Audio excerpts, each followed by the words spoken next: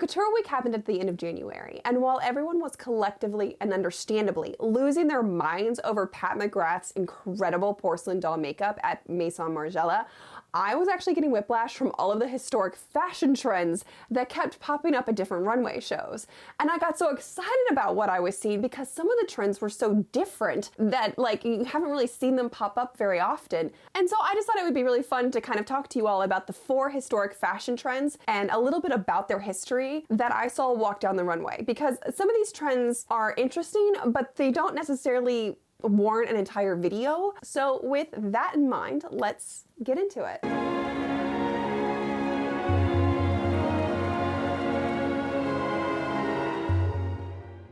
Simone Rocha's looks for Jean Paul Gaultier were actually the inspiration for this video. And I was really surprised to see this sort of modern interpretation of the Robe de Styles go down the runway, not only on Jean Paul Gaultier, but also a little bit at Schiaparelli too. But Simone Rocha really kind of leaned into the Robe de Styles silhouette and aesthetic. So while the 1920s are like collectively known for this dropped waist, straight, slim-lined, minimalistic sort of silhouette with shorter skirts and not a lot of fullness, there was the style of the Robe de Styles that actually was present throughout the entire 1920s. Its popularity would waver, but it was always there. It is primarily a modern 1920s interpretation of historical fashion. But the most prominent silhouette shape for the Robe de Styles would be the 18th century inspired one, where it has like the 2 little panniers on the side and it's fairly flat in the front and fairly flat in the back. That's not always, but that is kind of the main inspiration point. So the first reference that I can find to a Robe de Styles that looks exactly like what I'm describing in a magazine is around 1920. There were early references that I saw, but I wasn't able to fully pinpoint them down to exactly like this is that type of Robe de Styles. So it could be earlier. By 1920, like we have a great description of what we understand to be a Robe de Styles. And it was actually developed by Lucille, who is Lady Duff Gordon, who is a survivor of the Titanic disaster. The Robe de Styles of the 18th century has been the inspiration for many of the shorter, puffier frocks, modernized and embellished with dainty details which are as perfect as those of the carefully preserved museum examples on which they were based. So if you put these two things side by side, you can see the inspiration. I don't know if Lucille deserves like full credit for like originating this style, but she definitely was one of the first and early adopters who did help popularize it. Now, with that being said, most people, when they think of the Robe de Styles, they actually think of Jean Lanvin. That woman like jumped on the Robe de Styles party train and she had a death grip on that design. And for the rest of the decade, she was putting out at least one Robe de Styles like each season. Madame Lanvin is faithful to what is called a Robe de Styles, full long skirts and a straight tight bodice with varied waistlines. From what I can tell by reading Vogue, Harper's Bazaar, and like Women's Wear Daily, the Robe de Styles was not really worn for day wear or casual wear. And this might be part of why it's not really remembered that strongly as a part of like what 1920s clothing looked like. It was mostly reserved for formal and evening occasions. It also sat in this kind of weird in between of like who it was suited for. Overwhelmingly, the references to the Robe de Styles like mention it being a youthful style and good for young women or young girls, but you do also see photographs of like obviously adult women wearing the Robe de Styles, and then there are also references to how the Robe de Styles is actually well suited towards women who are maybe not as comfortable being as visible in their lower body as the straighter, more slim styles, and so you know it hides the tummy. That's basically, they're like, it works if you want to hide the little tum-tum, you know. It is almost a certainty that the Robe de Styles will remain the resource of the woman whose figure, being no longer as young as formerly, must be concealed. So what made me excited is like, not only is this kind of like a quirky trend, right? It is like this very specific look that occurred in the 1920s. And while it did exist throughout the entire decade, it was obviously not as iconic as like the other silhouettes that came out in the 1920s. But Simone Rocha brought it back into modern clothes, and with how she used the materials and how she styled it. And I just really liked how she interpreted that. And just seeing the Robe de Styles like come out on the runway just made me me nerd out. Like, I just nerded out really hard when I saw that. I thought it was really, really cool. Sponsoring this video in conjunction with their 25% off President's Day sale is Birch. They are makers of organic and natural mattresses that ensure that you have a fantastic night's sleep. Right, buddy? Mwah. Their mattresses are Green Guard certified, GOTS certified, organic, fair trade certified, and Forest Stewardship Council certified as well. And I've had my mattress for almost exactly 2 years now. My husband and I both love the mattress.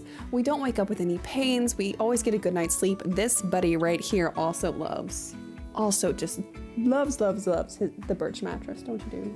And this mattress is actually just a regular Birch mattress that we have in our guest room.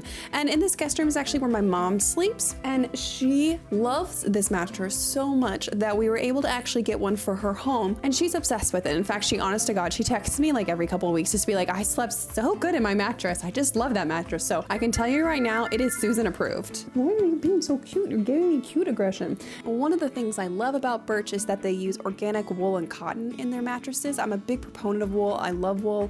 It is a fantastic fiber with its natural thermoregulating properties as well as its natural heat resistance. Birch does not use polyurethane foams or fiberglass in the production of their mattresses too. Like I mentioned in the beginning of this ad, Birch is having a sale for President's Day where you can get 25% off your mattress as well as 2 free Eco-Rest pillows. They're made out of recycled water bottles. In addition to all of that, Birch offers a 100-night sleep trial as well as a 25-year warranty on all of their mattresses. And if you live within the United States, you can get free shipping directly to your home. And if you're someone who would like some assistance in setting up your mattress because they can be a little unwieldy sometimes, they offer that service as well. So just go ahead and use the link in the description, birchliving.com/AbbyCox, or go ahead and scan the QR code wherever it is on the screen and go ahead and check out the sale. And with that, a huge thank you to Birch for sponsoring this video.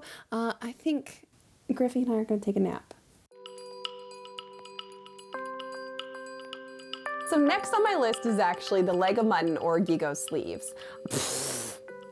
These were everywhere.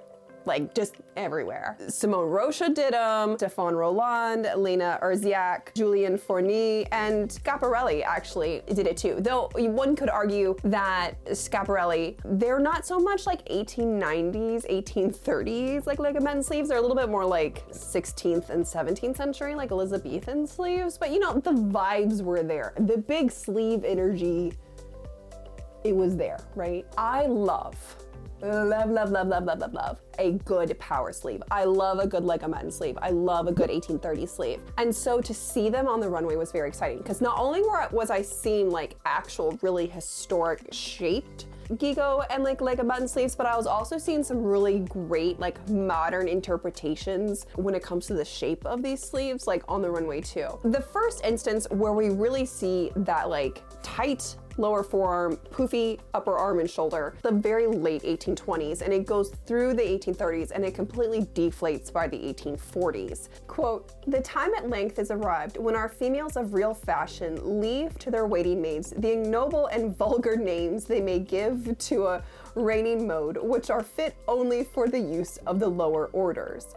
We shall no longer hear from the mouth of the well-bred lady the term of a sleeve, gigo, a Leg of Mutton sleeve." Okay, she's got like 3 exclamation points. You need to relax, ma'am. That's intense. So at the fullest, these sleeves were easily a yard. Okay, like each sleeve took up a yard of fabric. So they were extremely luxurious, they were expensive, and they were ridiculous. Okay, we see a resurgence of this style in a more, not modern because it's not Victorian, but like a different interpretation of them in the 1890s. And this was even like a shorter blip of time compared to the 1820s and 30s. And so we start to see these sleeves return around 1893 and they peak around 1895 and then they start to deflate until they're basically kind of gone by 1898, definitely by 1899. And one of the bigger differences between the 1830s version of the sleeve and the 1890s version of the sleeve is how they were constructed. In the 1830s, the sleeves were kind of all cut into one piece. They may or may not have a lining to them.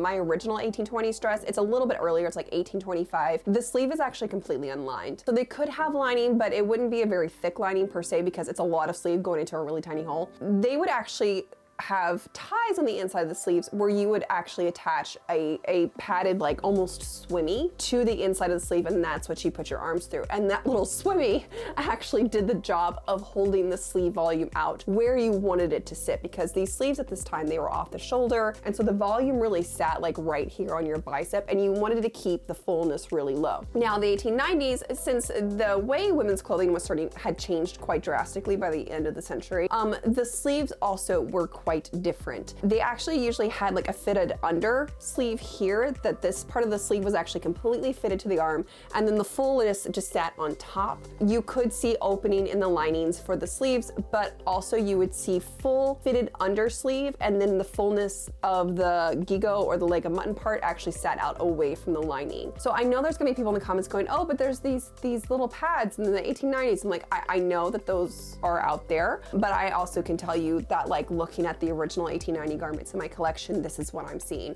The way that they would hold out the volume as well would be like interlining of tarlatan, which is a thick kind of net. It's actually used for bookbinding today, or a thicker, stiffer sort of like crinoline-esque material, but it was usually tarlatan. They also would be lined, and the lining was also stiffer than what we see in like 1830s sleeves. The 1890s did a little bit more like engineering when it came to the sleeve, where the 1830s was like vibes, baby. You know, like they're just vibing.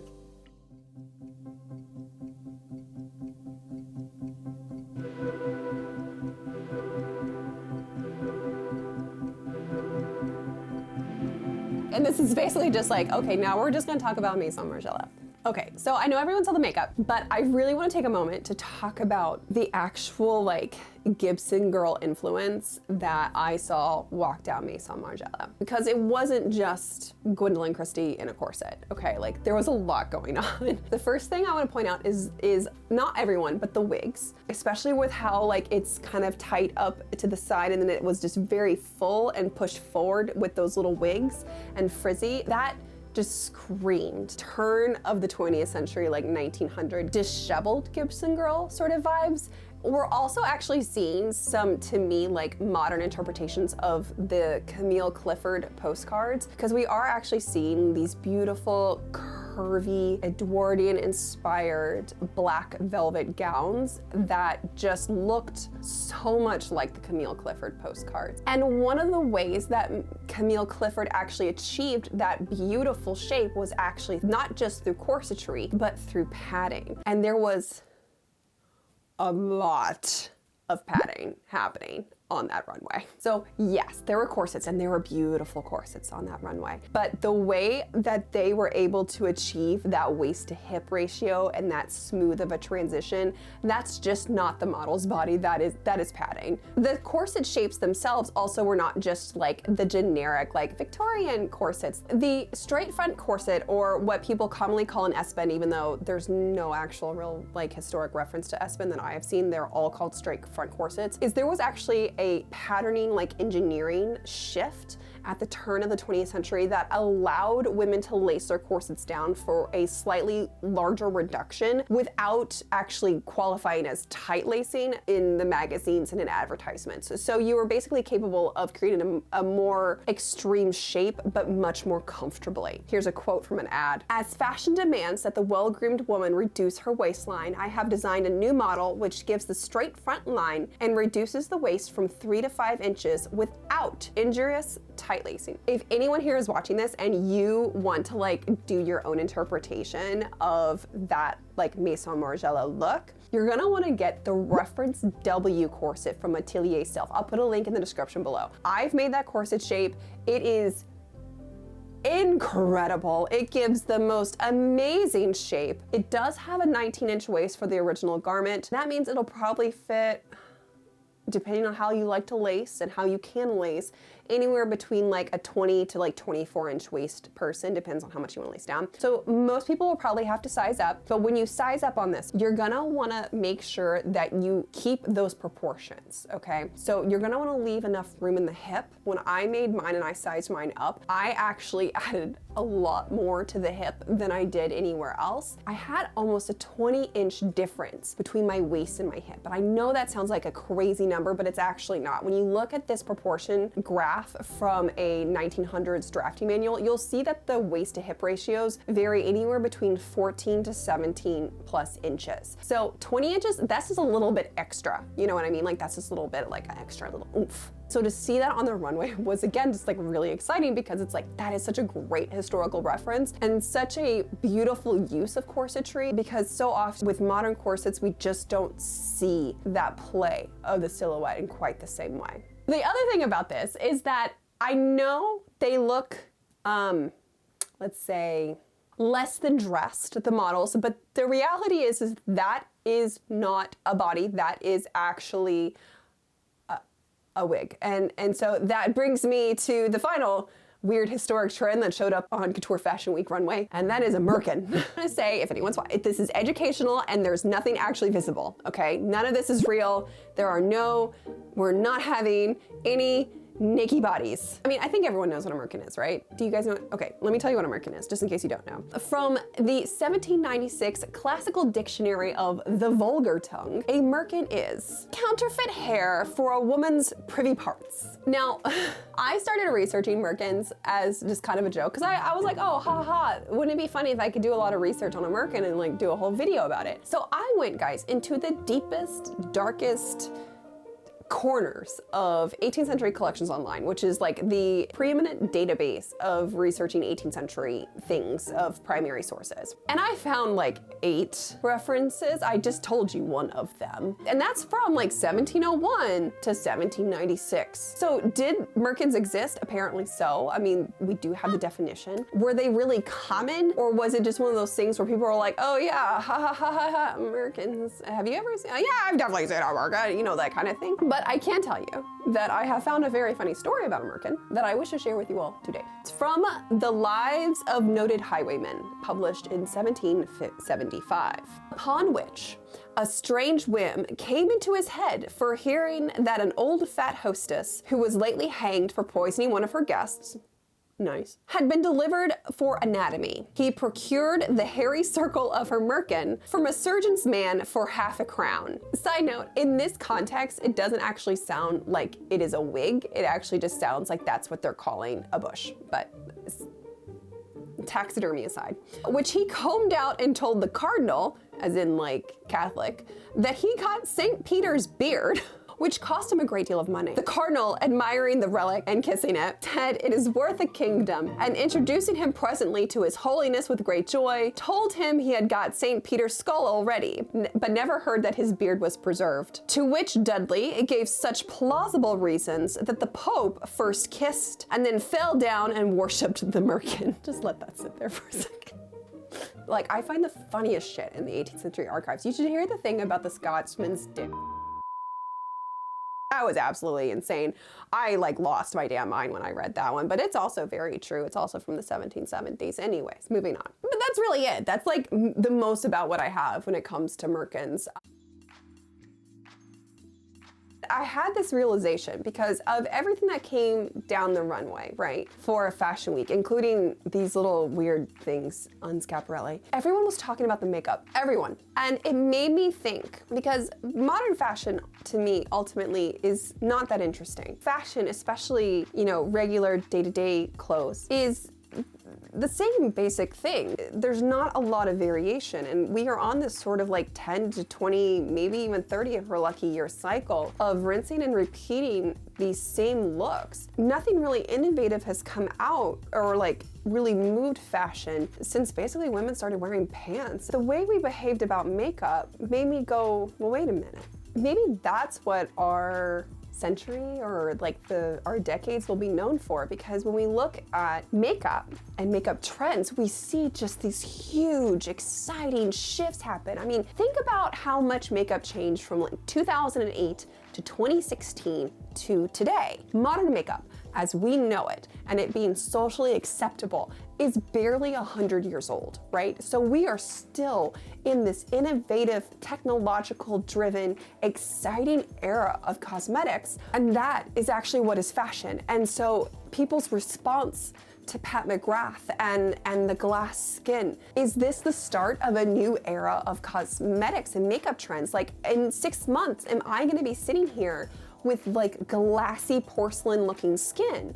And so this is just kind of a philosophical thing. I don't know if people agree with me. I just realized that all of the excitement when it comes to fashion and all of the innovation and the quick kind of big rapid changes that occurred in fashion in the 19th century are happening to us in makeup in the 21st century. I find it interesting. So let me know if you all agree with me on that or if you disagree with me. Also, let me know what you think about these trends, like whether, you know, we want to see like Robe de Styles actually come back for day-to-day wear, the leg of mutton sleeve or the Gigot sleeve, or maybe just a good shoulder pad. You know, we can just have a good shoulder pad, I guess. For those of you all who have not seen on my Instagram, I have officially sold my book, and the book is going to be about corsets and the history of women wearing corsets specifically. If you are interested in going on that journey with me, I'm going to be spending a lot of time on my Patreon talking and my YouTube memberships as well, talking about writing the book and where I'm at with the book. And so if you would like to support me on that journey, that is where that will be. And I will put more information out here on YouTube when the time comes, but I got a long time to write this book. It's not going to come out for, God, probably about 2 years. So we got time. But if you want to come with me on that journey, because I have already started writing the book, my Patreon is where it will be, or my YouTube memberships. If you did enjoy this video, please give it a thumbs up. You should see the little rainbows happening right now with the thumbs up. I love that. I'm such a sucker for that stuff. And if you haven't subscribed to my channel already, please do so. I would love to have you. And with that, my friends, I hope you all have a wonderful rest of your week. And I will see you all back here next time with another video. Bye. This is my Pope outfit. Also very true. It's also peace up, Pope Town.